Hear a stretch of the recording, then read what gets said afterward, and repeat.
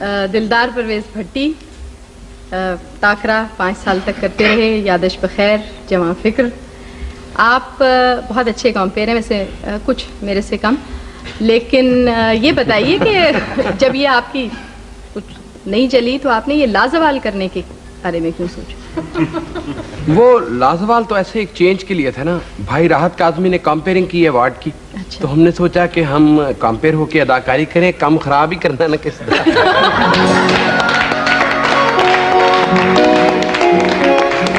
अच्छा, आप ये बताइए उस वक्त आप टेलीविजन में आए थे, उस वक्त क्या आप बहैसियत अदाकार आए थे या कंपेयर के? नहीं, मैं तो आया था यहाँ न्यूज कास्टर के तौर पे। अच्छा। अगर खालिद हमीद नाराज ना हो तो मैंने न्यूज में जरा जज्बात डाल दिए। अच्छा।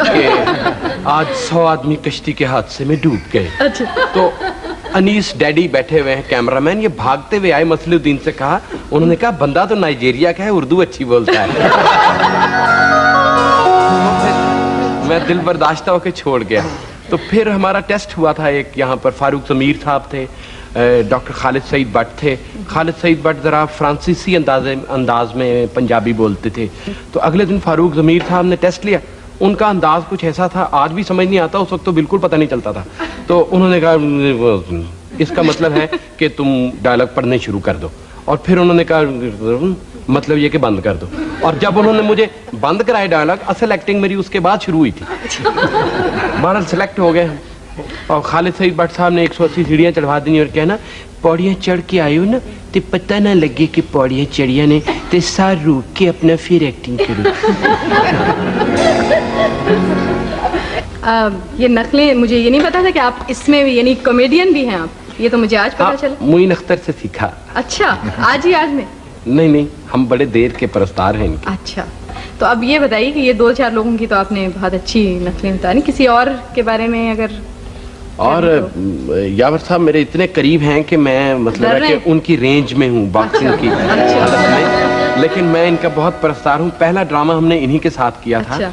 तो उस यावर साहब का है एक खास अंदाज, और बड़े जालिम हैं। सारे टीवी प्रोड्यूसर जालिम होते हैं, अदाकार बेचारे मजलूम होते हैं। पहले काम लेने के लिए, फिर काम में वो नकायस जब निकालते हैं और सबके सामने बेइज्जती। तो मोहसिन रिजवी हमारे बड़े सीनियर फनकार हैं, अच्छी भली एक्टिंग कर रहे थे वो। और जब वो सीन चला तो उसमें था कि मोहसिन रिजवी ने शिकायत की कि यावर साहब कमाल हो गई, अदाकारी मैं कर रहा हूँ और शॉट आप बकरी का दिखा रहे हैं।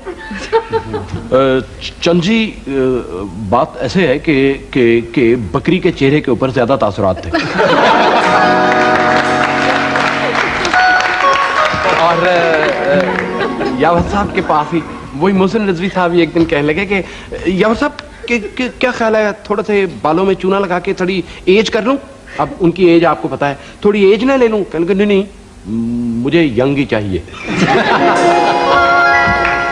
और निसार कादरी बड़े हमारे प्यारे दोस्त हैं, उनका रिकॉर्ड है कि वो पाकिस्तान के तमाम स्टेशन से उन्होंने बगैर NOC के अदाकारी की हुई है। तो वो आगे के यावर साहब बड़ी देर हुई, बस दिल तड़प रहा है, कुछ अंदर एक कर्ब है, एक तख्लीक का, तो कोई काम। Chand ji, not this week but touch me after 10 days may B.